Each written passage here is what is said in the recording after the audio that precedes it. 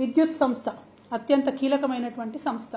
ఆ విద్యుత్ సంస్థలో కూడా మీరు మొత్తం ఆంధ్రోలోనే నింపారు. 4 డైరెక్టర్లు ఉంటే 3 ఆంధ్రోలు ఉన్నారు విద్యుత్ సంస్థలో.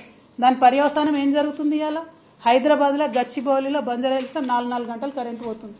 ఏదైతే ఇండస్ట్రీస్ కోసం పార్కులు పెట్టినామో అందులో 3 గంటలు కరెంటు పోతుంది. ఇక రైతులనైతే పట్టించుకున్న నాదులు లేదు, ఎప్పుడు కరెంట్ వస్తుందో ఎప్పుడు పోతుందో తెలియనటువంటి పరిస్థితి ఉన్నది. మీరు మొత్తం ఆంధ్రోలను నేను 3 పేర్లు చదువుతా ఇవ్వాలి ఖచ్చితంగా. 4 ఎస్పీడీఎస్సీలో మీరు డైరెక్టర్లు పెట్టుకుంటే అందులో నందకుమార్ అంటే ఆయన, నరసింహులు గారు అంటే ఆయన, సుధా మాధురి అనేటటువంటి మేడము, వీళ్ళందరినీ కూడా మీరు డైరెక్టర్లు వేసుకున్నారు. వీళ్లను ఆంధ్రోలను డైరెక్టర్లు వేయడానికి 7 సీనియారిటీ ఉన్నటువంటి తెలంగాణ వాళ్ళను పక్కన పెట్టి ధర్మాధికారి కమిషన్ ఇచ్చినటువంటి రిపోర్టుని మీరు ఆసరాగా చూపించి, ఒక సాకుగా చూపించి ఇవాళ ఆంధ్రోలను తీసుకొచ్చి తెలంగాణ కరెంటు మలిపోయే విషయంలో మీరు ఊసబెట్టిర్రు. మరి కరెంట్ ఎట్లా వస్తుందండి? ఎట్లుంటుంది? తెలంగాణ ప్రయోజనాల మీద వాళ్ళకి ఏం ఇంట్రెస్ట్ ఉంటుంది? ఇదివరకు కేసీఆర్ గారు ఉన్నప్పుడు ఒక్క నిమిషం అన్న కరెంటు పోయిందా? ఇలా హైదరాబాద్ మహానగరంలో విశ్వనగరం చేద్దాం అనుకున్న దగ్గర 3-4 గంటలు కరెంటు పోతుందంటే దీని వెనుక ఆంధ్ర కుట్ర లేదా? మీలో ఉన్నటువంటి పచ్చ రక్తం మీ చేత ఈ పని చేపిస్తలేదా అనేటటువంటి అంశాన్ని గౌరవ ముఖ్యమంత్రి గారిని నేను ఇవాళ సూటిగా ప్రశ్నిస్తూ ఉన్నాను. సరే, ఇవి ప్రభుత్వ సంస్థలు. ఇక ఇంకా కామెడీ ఏంటంటే ఇప్పుడున్నటువంటి గౌరవ ముఖ్యమంత్రి గారే అసలు అడ్వైజర్లే ఉండొద్దు అని కోర్టుకు పోయి కేసులు వేసిండ్రు. ఎవరు ఉండొద్దట అడ్వైజర్లు రాష్ట్రంలో, వాళ్ళు వేస్ట్, వాళ్ళేం అడ్వైజులు ఇస్తారని చెప్పారు. మరి ఇవాళ మీరు ప్రభుత్వంలోకి వచ్చినాక ఎంతమందిని అడ్వైజర్లుగా పెట్టుకున్నారండి? మీరు పొలిటికల్ రీహాబిలిటేషన్ కోసం పెట్టుకున్నటువంటి అంశాలు కాదా?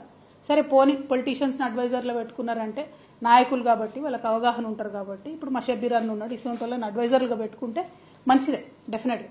కానీ అసెంబ్లీలో, తెలంగాణ అసెంబ్లీలో ఆయన ఆంధ్ర ఆయననే అంటారు, మరి ఈయన ఎవరో నాకు తెలియదు, ప్రసన్న కుమార్ గారు, ఈయన అసలు ఎక్కడ కూడా ప్రభుత్వంలో పనిచేయలే, జీవిత పర్యంతం ఢిల్లీలో ఎవరో జడ్జి గారి దగ్గర పనిచేసిండట. మరి ఈయనని తీసుకొచ్చి లేని కొత్త పోస్టును క్రియేట్ చేసి ఇలా అసెంబ్లీలో ప్రసన్న కుమార్ అనేట ఆయనని అడ్వైజర్గా పెట్టుకున్నారు.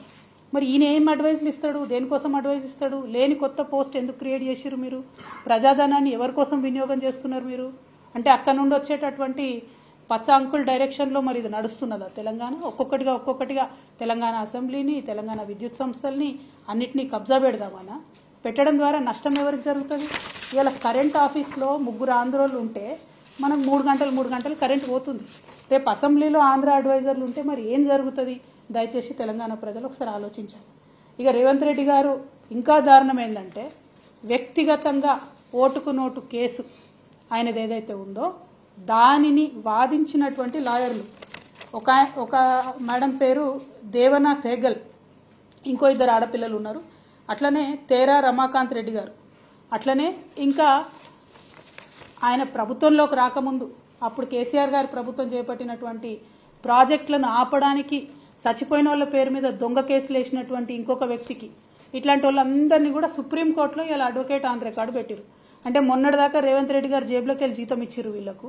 ఇవాళ మన తెలంగాణ బిడ్డల రక్తం, స్వేదం, మనం కట్టే ట్యాక్స్, మన తెలంగాణ ప్రభుత్వ ఖజానా నుంచి ఆయన ఓటుకు నేటు కేసు వాదించిన మొత్తం టీంనంతటిని కూడా సుప్రీంకోర్టులో పోయి నింపుకున్నారు. మరి ఇదేం పద్ధతి? ఇదేం న్యాయం? ఎవరు లేరా ఇంకా కొత్త వాళ్ళు, న్యూట్రల్గా ఉండేవాళ్ళు, తెలంగాణ రాష్ట్ర ప్రభుత్వ ప్రయోజనాల కోసం పనిచేసే వాళ్ళు ఎవరు లేరా? మీ ఓటుకు నేటు కేసుని మీ ప్రైవేట్ టీంని తీసుకుపోయి అలా సుప్రీంకోర్టులో పెడితే నిజంగా కాంగ్రెస్ పార్టీలో ఇంతమంది సీనియర్ నాయకులు ఉన్నారు, ఒక్కరు కూడా ప్రశ్నించకపోవడం చాలా దారుణం. ఇది తెలంగాణ ప్రజల యొక్క డబ్బును, సొమ్మును దుర్వినియోగం చేయడం తప్పితే ఇంకొకటి కాదు అని చెప్పి మేము తెలియజేస్తూ, ఫైనల్గా గౌరవ ముఖ్యమంత్రి వర్యులు రేవంత్ రెడ్డి గారు మీరు చెప్పినటువంటి నీతి వాక్యాలను మీరు పాటిస్తే బాగుంటుంది. ఉద్యోగాల విషయంలో మీరు అడ్డంగా అబద్ధాలు ఆడారు. ఉద్యోగాల విషయంలో కేసీఆర్ గారిని బద్నాం చేసే ప్రయత్నం చేసిండ్రు. ఇప్పుడు మీరు వేసినటువంటి టీఎస్పీఎస్సీ నిజంగా మీకు చిత్తశుద్ధి ఉంటే, నిజంగా మీకు అవినీతి మరక అంటొద్దని మీరు అనుకుంటే తక్షణమే మహేందర్ రెడ్డి గారిని తీసేసి ఎంక్వైరీ వేయండి. అవినీతి జరిగింది వాస్తవమా కాదా ప్రజలకు తెలియజేయండి. రెండవది, కేసీఆర్ గారు వేసినటువంటి ఉద్యోగాలు మేము ఇచ్చినట్టుగా చెప్పుకుంటా ఉన్నారు, దాన్ని మేము తీవ్రంగా ఖండిస్తూ ఉన్నాం. మీరు ఇప్పటివరకు ఇచ్చిన 60 ఉద్యోగాలే, ఇంకా కొత్తగా ఏం ఉద్యోగాలు ఇస్తారో, డిసెంబర్ వరకు ఏం ఉద్యోగాలు ఇస్తారో తెలియజేయవలసిందిగా కోరుతా ఉన్నాం. మూడవది, విద్యుత్ సంస్థలో నియామకం చేసినటువంటి ఆంధ్రోళ్లను తక్షణమే తీసి తెలంగాణ డైరెక్టర్స్ని వేయాలని మూడో డిమాండ్ చేస్తూ ఉన్నాం. నాలుగవది, సుప్రీంకోర్టు ఆఫ్ ఇండియాలో మీ పర్సనల్ కేసులు, మీ అవినీతి కేసులు, మీ దొంగ కేసులు వాదించి ఆనాడు తెలంగాణ ప్రభుత్వం మీద దొంగ కేసులు వేసిన టీంని తీసేసి నిజంగా టాలెంట్ ఉన్నటువంటి వాళ్ళను, నిజంగా తెలంగాణ ప్రభుత్వ ప్రయోజనాలు కాపాడే వాళ్ళను పెట్టాలని డిమాండ్ చేస్తూ మరి మీ యొక్క చిత్తశుద్ధి నిరూపించుకోవాలి.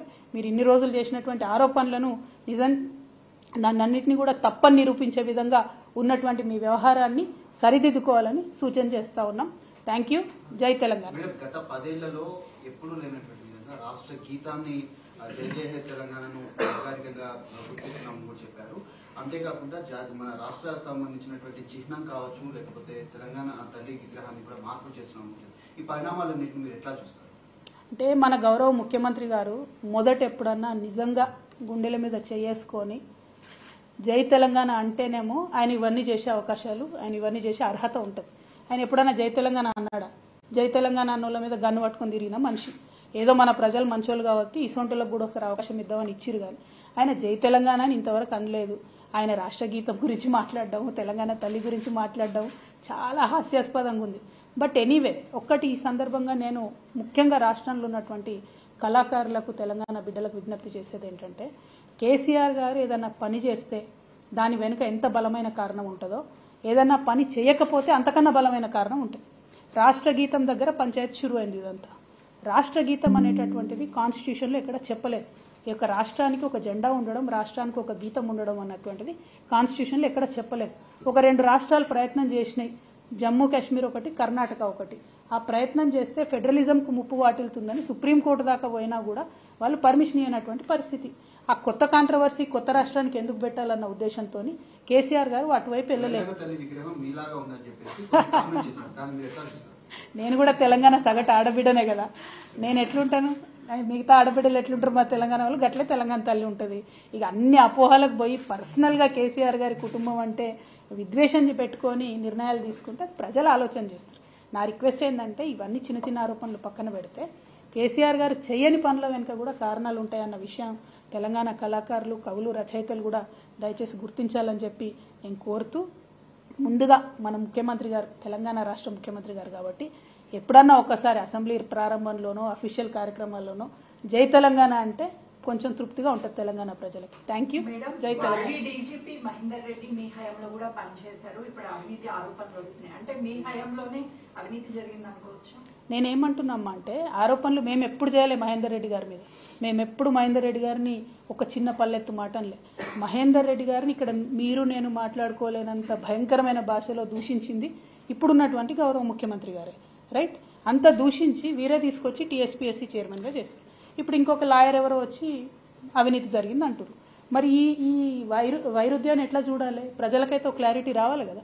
పోనీ మేము అవినీతి చేసినామన్నారు, మరి మా హయాంలో ఆయన ఉన్నాడు కదా 5 ఏళ్ళు, మరి ఎంక్వైరీ చేయమని అంటున్నాం మేము మహేందర్ రెడ్డి గారి మీద. నేనేం కొత్త కోరిక కోరతలేను కదా. సీఎం గారు చెప్పిన దానికి మరి చెప్పినట్టుగా నిరూపించుకోండి. మహేందర్ రెడ్డి గారు స్వాతి ముత్యం, కడిన ముత్యం అని మీరే నిరూపించండి, ఎంక్వైరీ చేసి జ్యుడిషియల్ ఎంక్వైరీ చేయండి. కానీ ఈ క్రమంలో తెలంగాణ నిరుద్యోగులకు నష్టం జరగకుండా జాబ్ క్యాలెండర్ ప్రకటించండి. మీరు మొన్న ఇచ్చినటువంటి జాబ్ క్యాలెండర్లో ఫిబ్రవరి 1వ తేదీ నాడు గ్రూప్ 1 ఇస్తామన్నారు. వచ్చిందని ఫిబ్రవరి 8వ తారీఖు వచ్చింది. ఏమన్నా అంటేనేమో ఎక్కడ మేము ఇప్పుడే వచ్చినాం, నిన్ననే వచ్చినాం, ఇంకా మూటాములే సర్దుకోలేదు అంటున్నారు. Okay, no problem. దీనిలో ₹1 ఖర్చు లేదు కదా. ప్రాసెస్ ఇనిషియేట్ చేయాలి కదా. టైమ్లీ ఇనిషియేషన్ ప్రాసెస్ కోసమే అడుగుతున్నాం, బడ్జెట్ కోసం అడుగుతలేము. అది ప్రజలు గమనించాలని కోరుతున్నాం.